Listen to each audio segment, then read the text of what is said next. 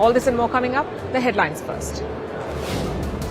Political crisis continues in Thailand as its largest opposition party holds a king-making summit, but fails to come up with a name for the country's next prime minister. Last Friday, a court had sacked Paetongtarn Shinawatra. The ruling has left Thailand with only an acting prime minister and a caretaker cabinet. Bangladesh's interim leader Mohammad Yunus issues a warning, says any deviation from the planned elections would be extremely dangerous. General elections are due to be held in Bangladesh in February 2026. This will be the first election in the country since the ouster of former Prime Minister Sheikh Hasina last August. India's Unified Payments Interface, or UPI, has reached a new milestone, surpassing 20 billion transactions in August. Earlier in the month, daily UPI transactions had crossed the 700 million mark for the first time. The Narendra Modi government has set a target of 1 billion UPI transactions a day.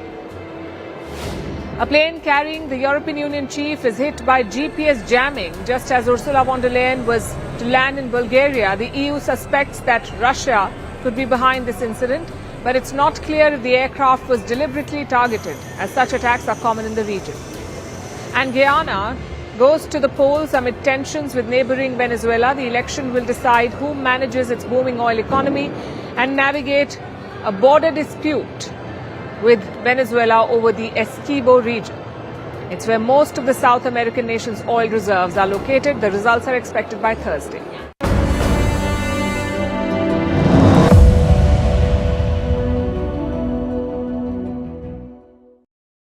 The two-day SCO summit has wrapped up. On paper, the highlight was the SCO leaders' meeting, but the real story unfolded away from the main hall, inside this room, where Indian Prime Minister Narendra Modi sat down with Russian President Vladimir Putin. It was a bilateral meeting on the sidelines of the SCO summit, and it stole the spotlight. The pictures said more than any diplomatic statements could. Take a look at this.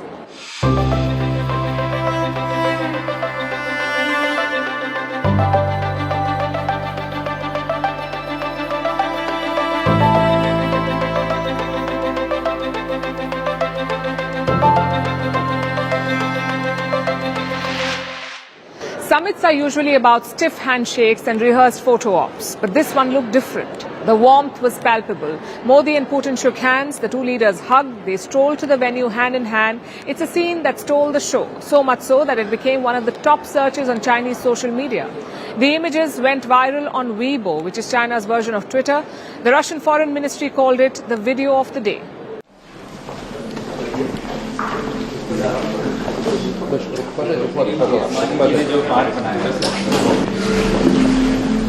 Clearly, the bromance was on full display. There were laughs, easy banter between Modi and Putin, and even a tight huddle with China's Xi Jinping. It's a moment that spoke louder than any scripted summit line.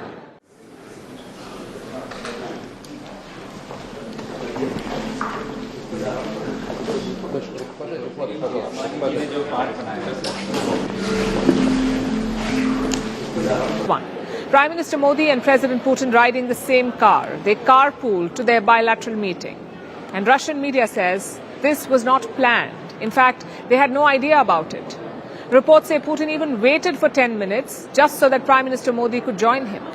The ride was not long. They reached their destination in 5 to 10 minutes. But even after reaching there, the two leaders spent almost 45 minutes chatting in the car. It's not clear what they discussed. Prime Minister Modi said the conversation was insightful. And here's the kicker. This is exactly the kind of photo op that Donald Trump has long craved with Putin. You may remember the Alaska summit. Trump made a whole show by getting Putin to ride with him. But in Tianjin, it was Putin who initiated the carpool. And it only reaffirmed an old friendship. India and Russia have been sharing this ride for decades.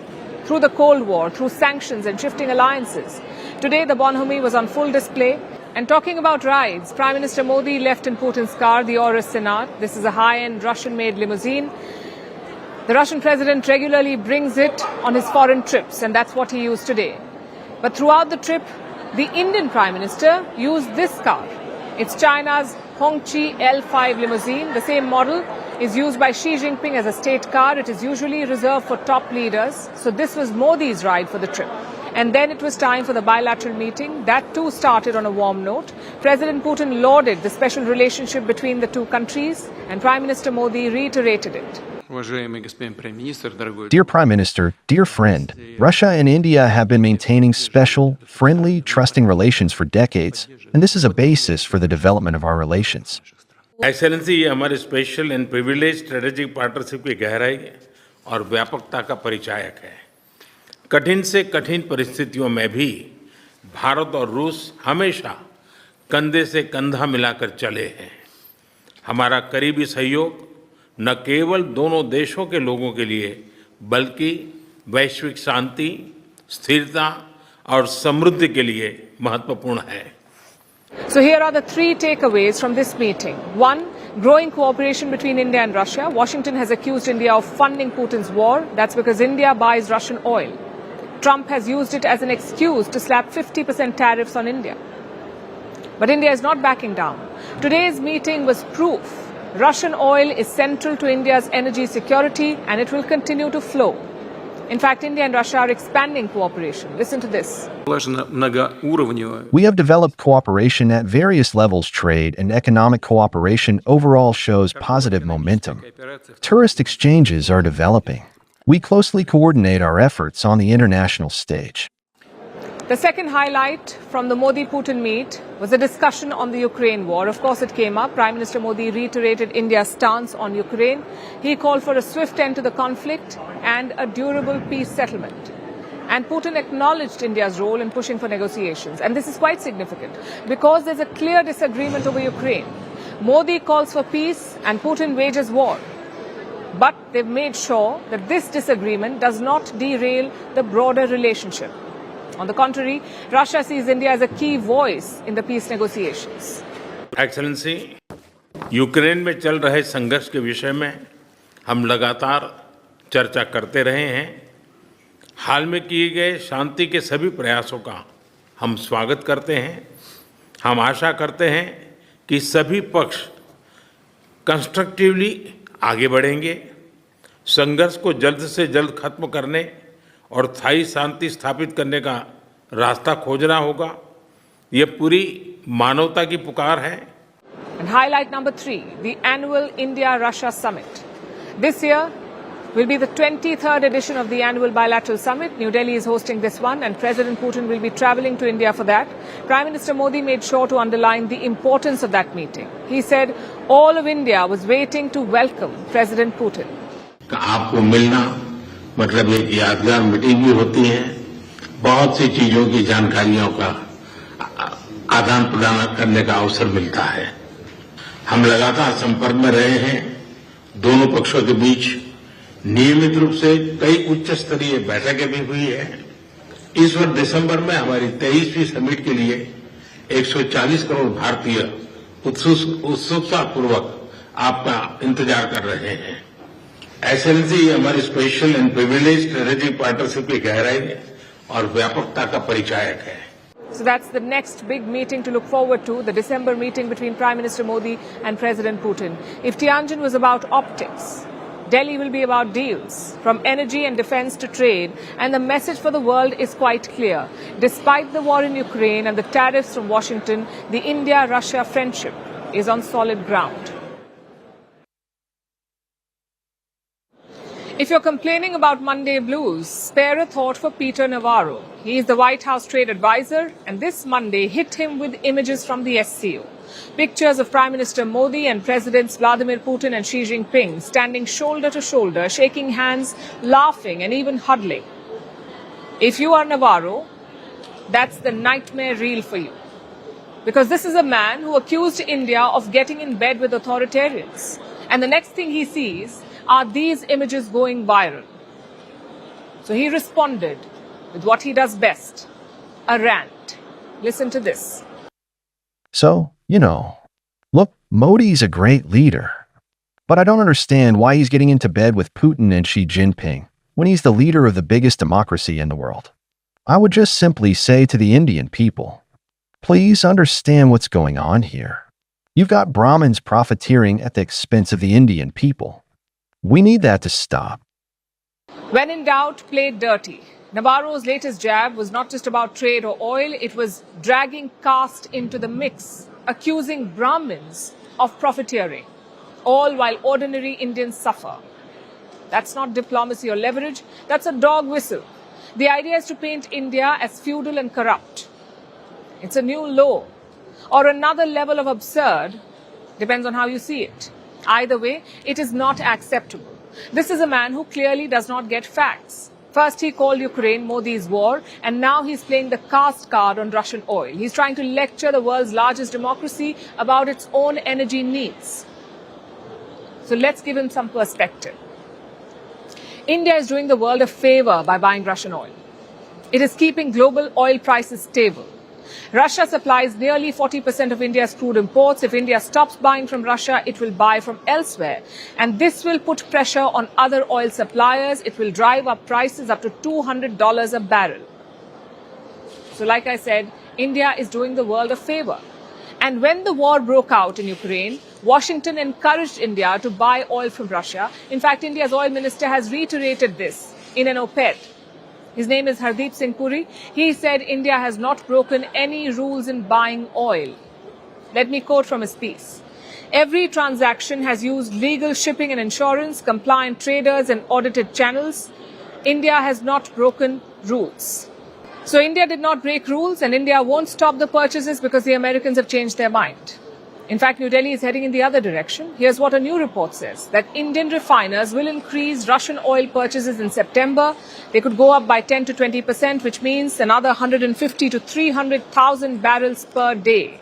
It's coming this month in September, and I'm sure Washington will throw another tantrum. They love lecturing India. But here's what they do not talk about. Europe still buys Russian gas. The US still imports Russian uranium. But it's India that is bankrolling Putin's war. The hypocrisy is glaring. When India buys discounted oil, it is aiding authoritarians. When Europe does it, it is maintaining stability. In fact, Navarro himself admits that the US needs uranium from Russia. If hypocrisy were an energy source, Washington could power the whole of Ukraine. And here's the biggest twist in the tale.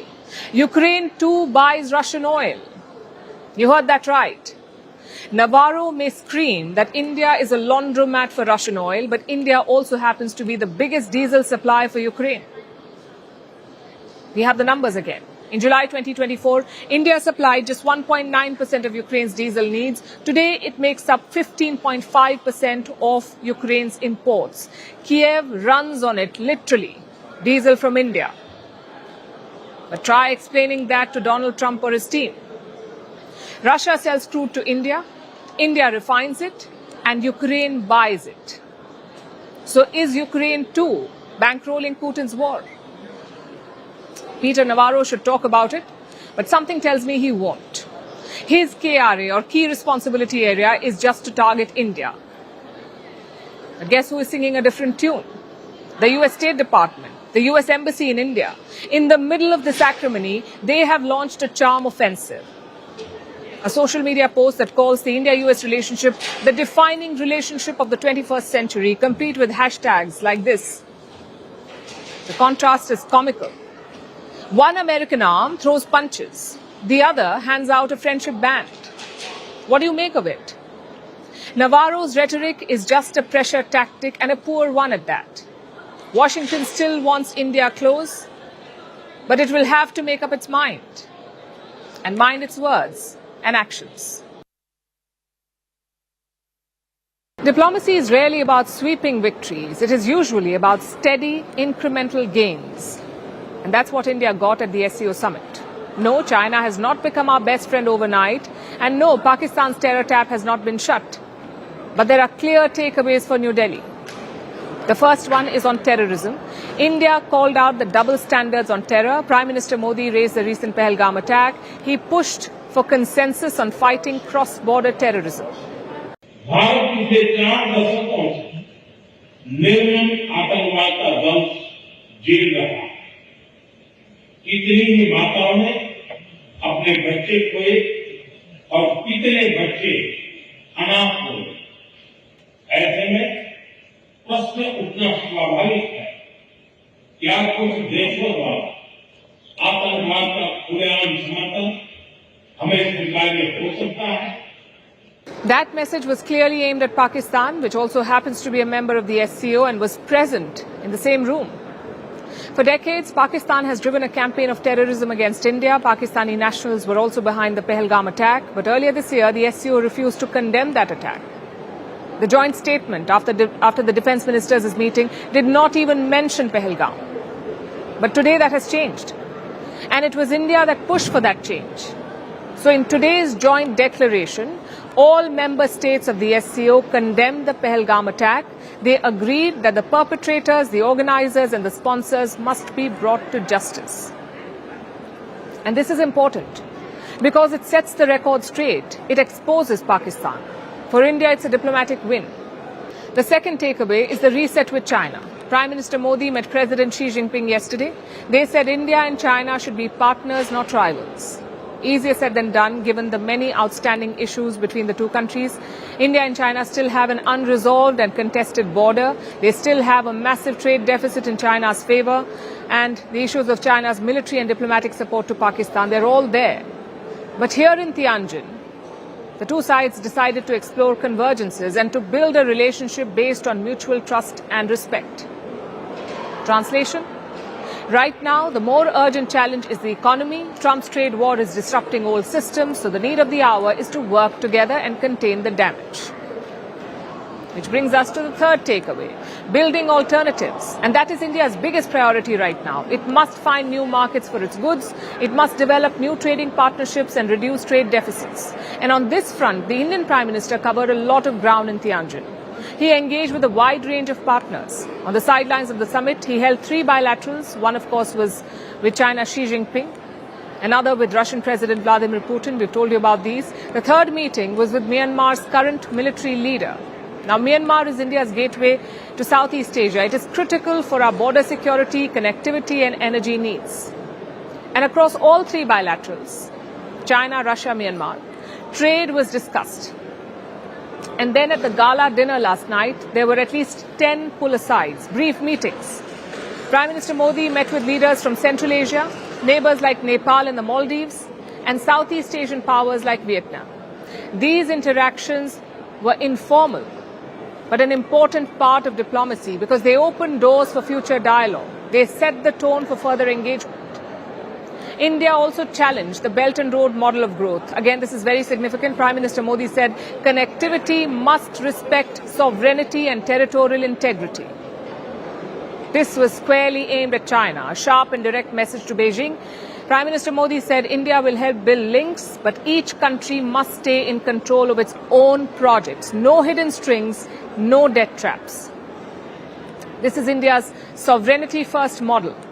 And he presented specific examples of projects led by India, like the Chabahar port in Iran and the international North-South transport corridor. Prime Minister Modi pitted these against China's BRI. The message was quite straightforward. Democracies can grow fast too. Authoritarian control is not the only way to do it. So to sum it up, here is what India achieved in the Tianjin summit. On terrorism, it secured international support after Pahalgam. On ties with China, it set in motion a cautious reset. And on trade, it offered an alternative vision. Not the American way, not the Chinese way, but the Indian way. Speeches, official drafts, joint statements, bilateral meetings, like any major summit, the SCO gave us all of it. But it also gave us something far more entertaining. Real-time diplomacy caught on camera, where leaders came, they greeted, they walked, they laughed, and social media took notes. So here are some of the top viral moments from the Tianjin summit. Number 1 on our list, the huddle of the day.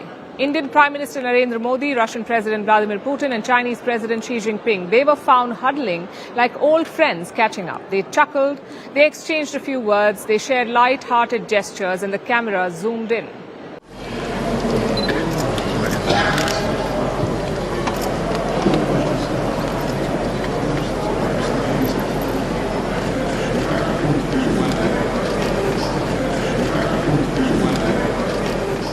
And it wasn't the only such exchange of the day. Putin and Xi also found themselves in a similar moment, a brief exchange before the SCO dinner. It was so sudden, their translators had to rush it. Take a look at this one.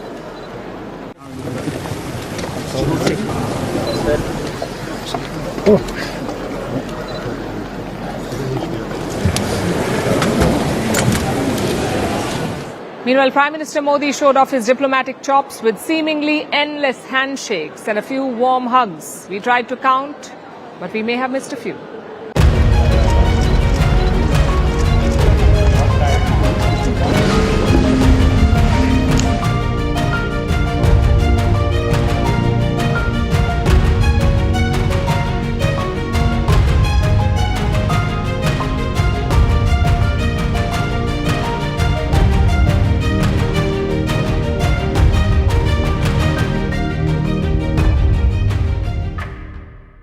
And while the Indian Prime Minister met most leaders warmly, there is one encounter that caught everyone by surprise, a meeting between India and Turkey. Prime Minister Modi of India and President Recep Tayyip Erdogan of Turkey were seen greeting each other with a firm handshake. It was followed by a friendly pat on the back. Now, if you follow this relationship, you know it's complicated. From Erdogan's interventions on Kashmir to his support for Pakistan, he's upset India on quite a few occasions. In fact, earlier this year, Indians were boycotting travel to Turkey. So this exchange between Modi and Erdogan was interesting, to say the least.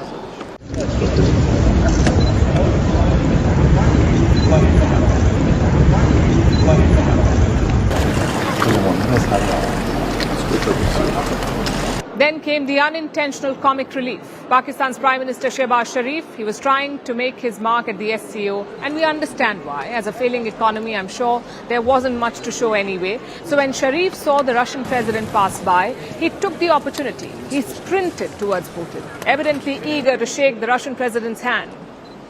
It was awkward and unmistakably comic, like someone trying to catch a train that's already left the station.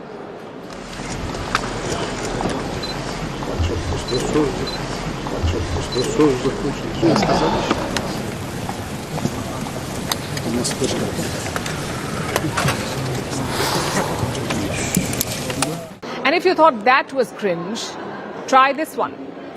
Prime Minister Modi and President Putin are walking and talking.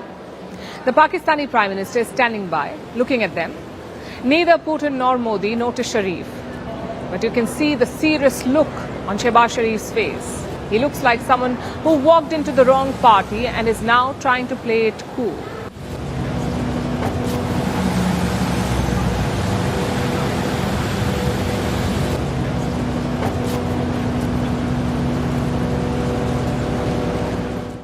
Diplomacy has always had its performative elements, but Tianjin 2025 showed the world one thing, that body language, timing, and a good handshake can dominate headlines almost as much as trade deals and joint statements. They are a powerful tool for political messaging and par for the course in the age of social media. So while experts can debate on what each leader got, we can safely say that the internet got exactly what it wanted.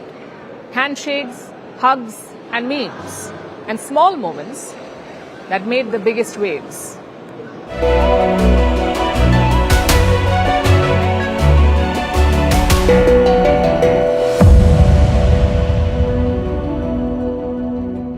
Great strategic partner of America is now seen hugging China and Russia, which is as it should be, but he's lost a great strategic opportunity. Second, he also talked in the street of the defense equipment. Now, anyone who sees visuals of American F-35 falling off every other day from the skies would never think of buying any defense equipment from America. Why should we buy defense equipment from America when they hold us to ransom? They didn't supply us GE engines for many years. They have not supplied us the helicopters which we needed badly for long years. So if you're bullying others, then there's a point when the country says enough is enough, unless those countries happen to be from Europe, who have just given them, who have just surrendered to Trump. But I'm glad that India stood up, Prime Minister Modi stood up. There were voices within India itself which were doubting whether that should be how it should be. But in the end, I think even in America, like Professor Latham just now, people who are right-thinking, people who are sane, who are wise, they are applauding India for having stood up to a bully. They are also applauding India, people like me, because standing up to a bully may not be that difficult, but standing up to a bull who knows no right way is extremely difficult. And Trump is a bull who has just been let loose in the White House. You know, Ambassador, just quickly asking you before I bring this to everyone else's note, one of the observations is this is quite toned down. This post by Donald Trump is quite toned down. He is still having a crib, but he's also saying they're now offered to cut their tariffs to nothing. And this is in certain categories as of April that was discussed. And it's also mentioned as a second. This is News 18 Network.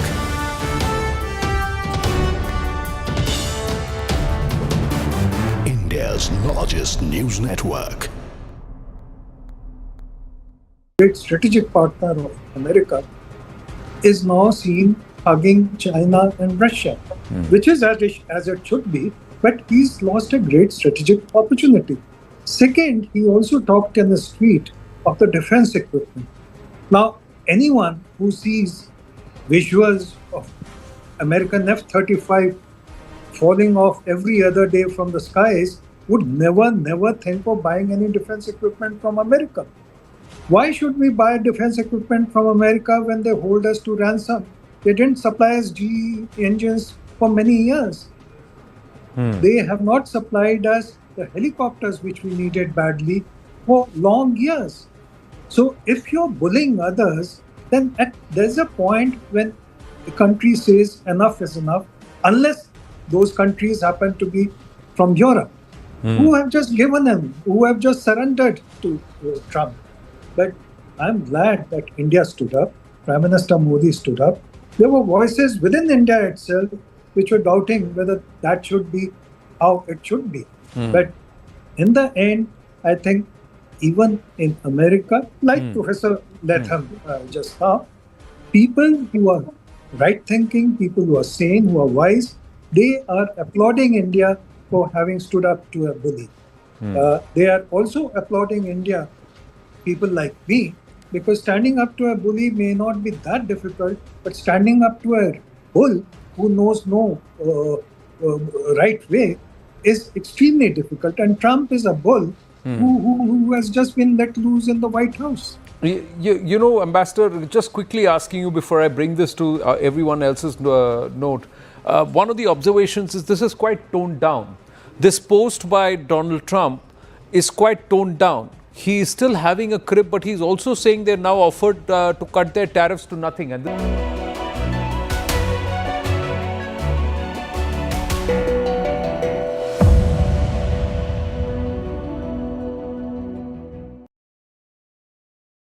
Now let's talk about Xi Jinping, the host of the SCO summit. This event was like a mission for him. It was about sending messages that China's influence remains intact, that US pressure has not broken his grip, and that Beijing can still gather leaders under one roof and join ranks against the US. For Tianjin, Xi Jinping found a common rallying point: Donald Trump and his tariffs. The US president has repeatedly threatened tariffs on China. He has vowed to weaken Beijing's economic clout. And look at the backdrop against which all of this is happening. One, China's economy is slowing down. Two, this is a post-pandemic world that has been talking about decoupling from China, reducing dependence from China. So for Xi Jinping, this summit was an opportunity to show that decoupling is a thing of the past, that today's China is attracting partners. And its leader, Xi Jinping, is a unifier, a leader who brought a diverse range of players under one roof, from Iran to Russia, from India to Myanmar. Xi Jinping had the same message for all SCO members, that they're not alone, that here is a platform outside Washington's orbit. In fact, Xi put his money where his mouth is. He committed $275 million in grants for SCO members this year and more than $1 billion in loans. He made a push for an SCO development bank He offered 100, and I'm quoting, small and beautiful livelihood projects. That's what he called it, small and beautiful livelihood projects. Also scholarships for young people across the bloc. So this was financial diplomacy on full display, another reminder of how China uses money as a lever of influence. But it comes with its own set of risks. Like I said, China's economy is slowing, its property sector is under strain, and its exports face pressure. So throwing money abroad may not be a sustainable option. But that's the path that Xi Jinping has picked. Despite his country's obvious economic challenges, he is keen on projecting strength. And with the SCO wrapping up today here in Tianjin, the action will shift to Beijing. The Chinese capital will host a massive military parade to mark 80 years of the end of the Second World War. And in attendance will be a host of world leaders, from Russia's Vladimir Putin to North Korea's Kim Jong-un and Pakistan's Army Chief Field Marshal Asim Munir. Well, he too is in China, Asim Munir. He attended the SCO summit. He was spotted sitting alongside Pakistan's civilian representatives during bilateral talks with Iran. Asim Munir is expected to attend the military parade later this week in Beijing. Now remember, the SCO's core mandate is security. And on this front, China has not been consistent. Yes, the joint condemnation of Pahalgam attack is a step forward, but it's not enough to restore trust. With Pakistan's military leadership in attendance, the contradictions in China's position are exposed. Beijing may aspire to rival the United States as a dominant power, but SCO members are not looking for a China-led order. They're looking for options. They're looking for balance. And that is where Beijing's limits stand out. China is using American tariffs as an opportunity to win over more friends. But the fact is, China is also negotiating with the US. It still wants permanent tariff relief. And the US remains its largest trading partner, a partner that cannot be replaced overnight. So as of today, China cannot stand alone. Its biggest market is still America, and its partners at the SCO want choice, not dependence. For Xi Jinping, the SCO summit was a stage to project strength. But it was also a stage that betrayed his limits. And now let's shift our attention to Afghanistan. An earthquake hit the country overnight, an earthquake measuring 6 on the Richter scale. It's typically a scale of 1 to 9, and experts say a quake measuring 6 is strong or significant. This one struck the mountainous eastern region, shaking buildings from Kabul in Afghanistan to Islamabad in Pakistan, leaving at least 800 people dead and more than 2,500 people injured. Rescue workers have been rushing to reach communities. The extent of the damage remains unclear. Officials are scrambling to assess it. Condolences have begun pouring in from all over the world, and New Delhi has assured assistance. Here's a report. It happened late on Sunday. An earthquake of 6 magnitude hit Afghanistan, completely destroying many homes, wiping out entire villages, killing at least 800 people and injuring more than 2,500 people. It was midnight when the earthquake started and shook us all violently, even breaking our house. God had mercy, and we managed to escape outside. From my own family, 5 nephews and 2 nieces were martyred, along with one of my aunts. The number of dead and injured is very high. This is the condition of all the houses here. This was my brother's house, and he, along with 3 of his children, was martyred. My other brother, together with his sons, was also martyred there. 2 of my nephews have also been martyred. This is the condition of our home. Our dead are lying there on the ground. My brother and his children are there. You can go and see for yourself. This is the decree of Allah that has befallen us. The earthquake struck Afghanistan's eastern Khyber province. Its epicenter was just 27 kilometers away from the city of Jalalabad, which is the nation's 5th largest. Tremors were felt in Afghanistan's capital Kabul and in neighboring Pakistan. Several aftershocks followed. The earthquake was shallow, with a depth of just 8 kilometers. This made it more destructive. Seismic waves travel from where the earthquake occurs to the surface where they cause damage. So when the earthquake happens at shallower depth, the waves keep more of their power as they hit the surface. This often leads to more intense shaking at the surface. And this is why, Almost a day later, authorities are still scrambling to understand the extent of the damage. Rescue workers have been rushing to reach communities in mountainous areas hit by the quake.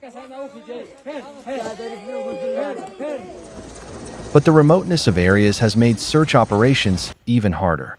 Rescue teams couldn't reach them until morning because the roads were blocked. Most buildings in Afghanistan are low-rise constructions, with homes in remote areas made from mud bricks and wood.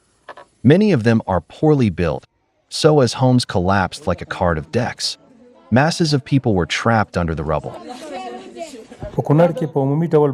These details are for now, as these numbers may increase as rescue work is underway in various areas. And we have some areas where rescue teams have not yet reached due to difficult terrain.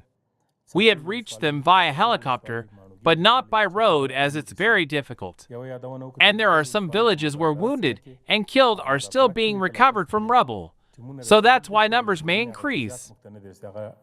The Taliban government has deployed soldiers. Hundreds of bodies have been pulled out from under the rubble. Rescuers are ferrying injured people on stretchers from collapsed buildings and into helicopters, airlifting them to hospitals. NGOs have also stepped in to help, as locals frantically dig through the rubble with their hands. I want the government to come and help us to remove our injured and dead from the ground. Everything here has been destroyed.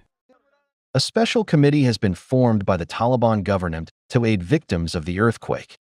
A fund has been allocated for the victims. Meanwhile, condolences have poured in from across the world, including India, China, Turkey, Azerbaijan, and Japan. Indian Prime Minister Narendra Modi said he is deeply saddened by the loss of lives and assured all possible humanitarian aid and relief to those affected. Afghanistan is no stranger to deadly earthquakes. The country is located in a quake-prone zone, with many people living on or near geological fault lines. In 2022, a 5.9 magnitude quake struck southeast Afghanistan, killing at least 1,000 people. In 2023, 3 major earthquakes rocked Afghanistan's Herat province, killing nearly 1,300 people.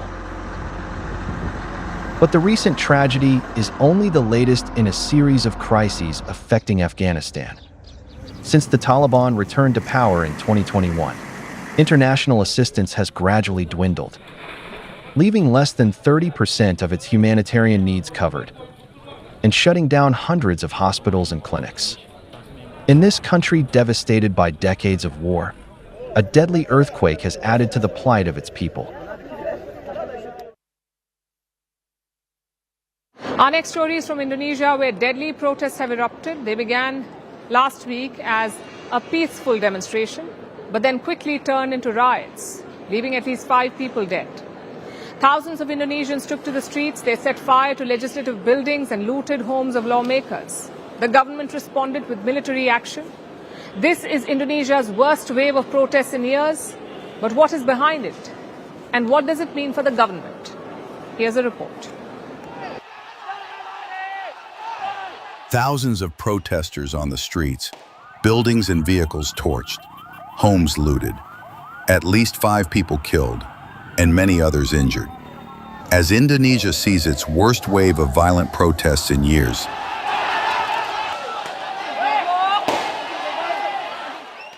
it all began last Monday.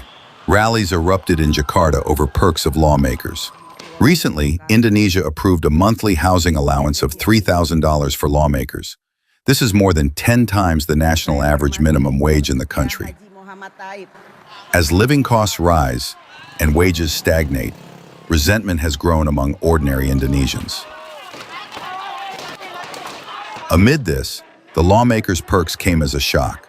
So protesters, mainly made up of students and labor union members, took to the streets. It was peaceful at first, but things quickly turned deadly. On Thursday, August 28th, anger escalated. A motorcycle taxi driver, 21-year-old Afan Kurniawan, was run over by a police vehicle at a protest site. This triggered a clash between the police and protesters. The trigger was the death of our friend Afan. I cried seeing the news. I'm appalled and angry. Demonstrations continued into the weekend, spreading across the country. Protesters set fire to legislative buildings. They looted the houses of parliamentarians, forcing the Indonesian President Prabowo Subianto to cancel his planned visit to China and respond with a two-pronged approach, backtracking while tightening his fist. The president made an announcement on Sunday, flanked by the leaders of various political parties. The House of Representatives leaders announced that they would repeal several parliament policies, including the amount of parliament member allowances and the moratorium on overseas working visits. After reducing lawmakers' benefits, he also ordered stern action by the military and police. I have ordered the police and the Indonesian National Armed Forces to take the strongest possible action against all forms of damage to public facilities, looting of individual homes, public places. After the crackdown, protests have simmered down, but many demonstrators remain undeterred. The reason we're still protesting on the streets is that President Prabowo's statement yesterday in his press conference did not accommodate demands from students and civil society. Besides that, there's too much involvement of the military in the demonstrations. We don't want civilian spaces to be infiltrated by the military, as we fear there could be a martial law. Economic and political frustration has been brewing for months. It has been a year of protests against President Prabowo. He is a former army general with a controversial past. He took over as president last October. He promised to tackle corruption and boost self-reliance. But many of his policies have been widely controversial, including reforms to expand the military law, proposals to raise land and property taxes, and a free school lunch program that has been marred by mass food poisoning cases. While protests have ebbed and flowed, the latest wave is the most significant challenge to President Prabowo's leadership. Indonesians see his concessions as a band-aid solution. Until their economic hardships are addressed, the country remains on edge, waiting for another round of protests to inflame.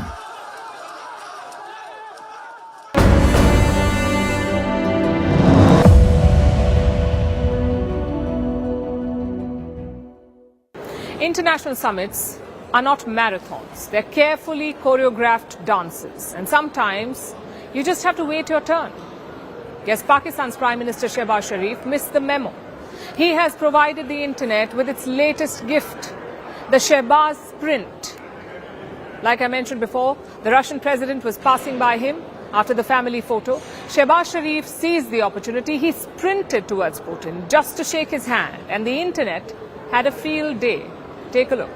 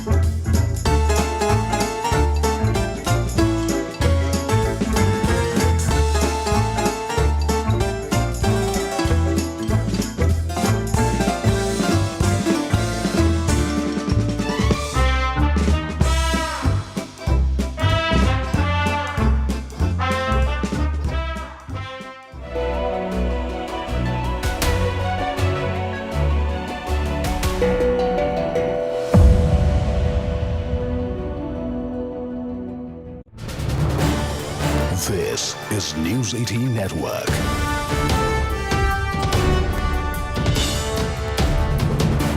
India's largest news network. great strategic partner of America, is now seen hugging China and Russia, which is as it should be, but he's lost a great strategic opportunity. Second, he also talked in the street of the defense equipment. Now, anyone who sees visuals of American F-35 falling off every other day from the skies would never think of buying any defense equipment from America. Why should we buy defense equipment from America when they hold us to ransom? They didn't supply us GE engines for many years. They have not supplied us the helicopters which we needed badly for long years. So if you're bullying others, then there's a point when the country says enough is enough, unless those countries happen to be from Europe, who have just given him, who have just surrendered to Trump. But I'm glad that India stood up, Prime Minister Modi stood up. There were voices within India itself which were doubting whether that should be how it should be. But in the end, I think even in America, like Professor Latham just now, people who are right-thinking, people who are sane, who are wise, they are applauding India for having stood up to a bully. They are also applauding India, people like me, because standing up to a bully may not be that difficult, but standing up to a bull who knows no right way is extremely difficult. And Trump is a bull who has just been let loose in the White House. You know, Ambassador, just quickly asking you before I bring this to everyone else's note, one of the observations is this is quite toned down. This post by Donald Trump is quite toned down. He is still having a crib, but he's also saying they're now offered to cut their tariffs to nothing. And this is in certain categories as of April that was discussed. And it's also mentioned as a second. This is News 18 Network.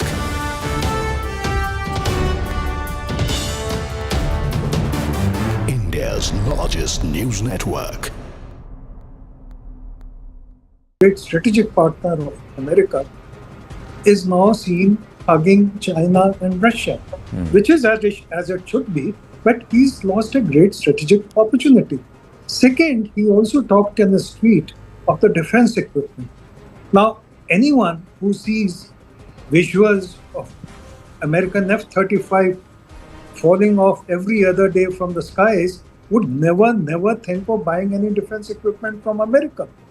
Why should we buy defense equipment from America when they hold us to ransom? They didn't supply us GE engines for many years.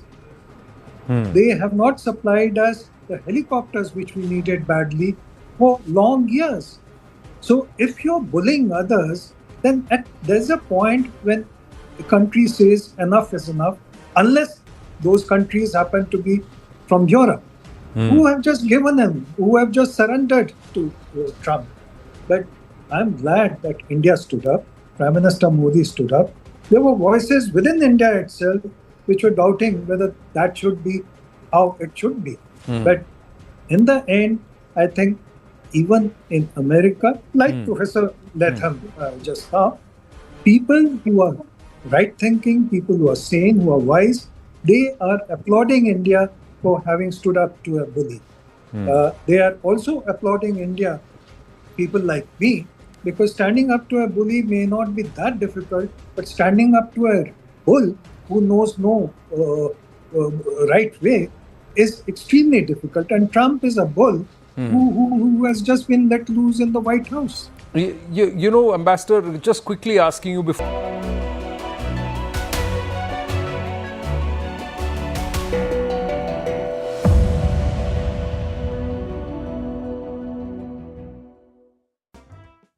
And now it's time for Vantage Shots, images that tell the story.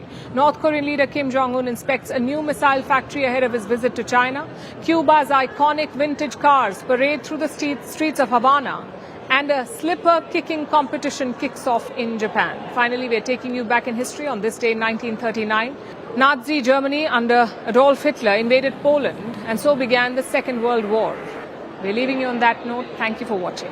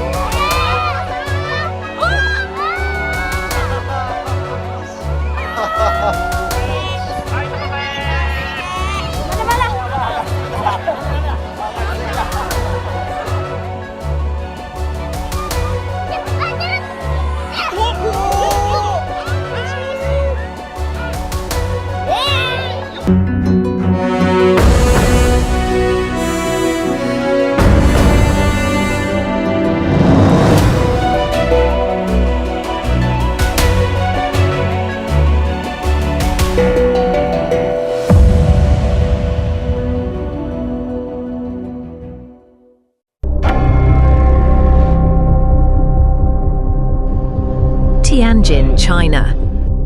The world's eyes are fixed on three of the globe's most powerful leaders.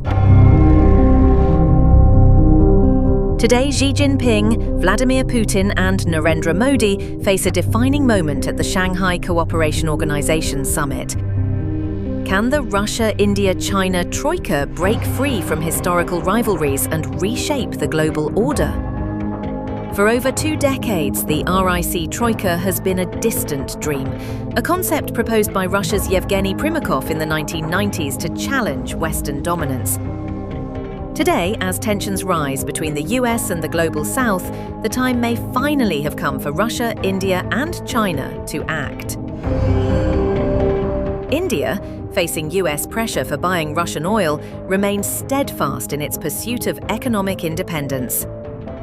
China, determined to cement its regional leadership, and Russia, isolated by sanctions, see the summit as a moment to forge new, powerful alliances. But can they truly overcome their differences? Xi Jinping called for a multipolar world, one where the US no longer sets the rules. He condemned Western trade protectionism and urged a shift away from the US dollar in global trade. 中方计划在有需要的成员国实施100个小而美民生项目，今年年内向成员国提供20亿元人民币无偿援助。未来3年，对银行联合体成员行新增发放100亿人民币贷款。Vladimir Putin echoed Xi, emphasizing the need for the RIC troika to unite against the US-led West, ensuring energy security and economic sovereignty for all three. Мы широко ценим усилия и предложения Китая, Индии, других наших стратегических партнеров, призванные содействовать урегулированию украинского кризиса. Отмечу, что понимание, достигнутое на недавней российско-американской встрече в Верхах на Аляске, надеюсь, также идут в этом направлении, открывая дорогу к миру на Украине. В ходе намеченных сегодня и завтра двусторонних встреч я, безусловно, проинформирую коллег более детально и подробно о результатах переговоров на Аляске. Indian PM Narendra Modi, while supporting the vision, focused on India's national interests, calling for increased economic cooperation but stressing sovereignty over global alignments. SCO, multilateralism और inclusive world order का मार्गदर्शक बन सकता है। मुझे खुशी है कि इस महत्वपूर्ण विषय पर आज एक स्टेटमेंट जारी किया जा रहा है।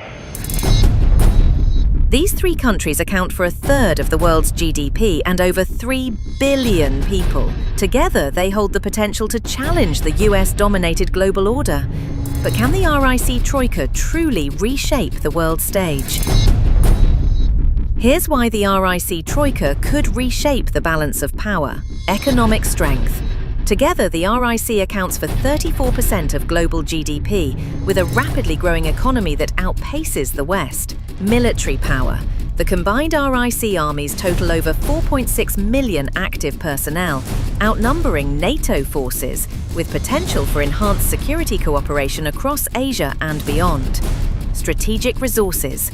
Russia's oil and gas, China's rare earth minerals, and India's agricultural power give them a unique edge in energy, technology, and food security. The RIC troika could become a formidable force in global trade routes, energy, and technology. They control critical regions like the South China Sea, the Indian Ocean, and the Northern Sea Route, making them key players in shaping global commerce. But the path is not without obstacles. India and China remain locked in a long-standing border dispute, and distrust runs deep. Will historical tensions continue to sabotage the Troika's potential? Yet history shows that even bitter rivals can come together when faced with common interests. Just look at the evolving partnership between Russia and China, once hostile neighbours, now key allies. Can India and China follow the same path? The stakes are high. The RIC Troika represents the emerging power of the East, a potential counterbalance to the West. They hold the cards on economy, military power, and strategic resources. The question remains, is the time for the RIC Troika finally here? As the world watches, the SCO summit may very well be the beginning of a new geopolitical era, one where Russia, India, and China take center stage. The future of global power and who leads it could be decided here.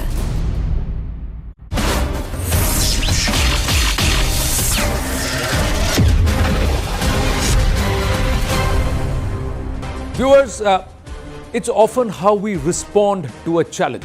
Do we succumb? Do we react? Or do we continue to power on, motor on, and act in a manner that befits us and compel the other to change tack, change tone? Prime Minister Narendra Modi, in the face of some very, very strong provocation, bullying, intimidation coming in from the Oval Office, from Donald Trump and his close aides, his special advisors, has continued to motor on and talk about the interests of Bharat, putting everything else behind, just keeping Bharat ahead. It's very difficult to do that when there are so many other compulsions which draw you away from your stated path and your objective and goal. But Prime Minister Narendra Modi perhaps has been able to do that. Many would ask, what's changed between Galwan 2020 and perhaps September 2025 with the same entity, with the same nation? But then many should also ask, what's changed between Trump 1.0 and Trump 2.0? What's changed between Trump and Narendra Modi? From Howdy Modi to right now, Tariff Trump. So there are shifting sands in geopolitics, but as a nation, what is it that Bharat wants? Bharat wants the help, support of its trusted friends and also perhaps an untrustworthy neighbor, but strategically important and critical. Why can't Bharat follow a path or a nature where it says that it will continue to collaborate with and cooperate with China where important, compete with China where possible, and confront China wherever Bharat's interests are threatened? Why can't such a narrative or such an equation be present with a nation like China? Along with Russia, a nation, an entity that has stood by us through thick and thin, from the days when the KGB was even present at the PMO during Indira Gandhi's time, from the days when the Russians backed Bharat during the 1971 liberation war, to the time when it was Russia that helped Bharat with its nuclear capability and technology. So Russia is a trusted friend, my dear friend. That's how President Putin addressed Prime Minister Narendra Modi. And those are friendships that Bharat values, not that Indo-US relationship is not something that Bharat valued. It was not just the statements that made the headlines at the SCO summit, summit of the year, but the messaging that was writ large on the visuals. No nation likes to be bullied. No nation likes to be treated like riffraff, and no nation can get away with tantrums and weaponizing what is important for all. One of the four pillars of Purushartha, Artha or economics, trade, Dhana, wealth, creation and exchange.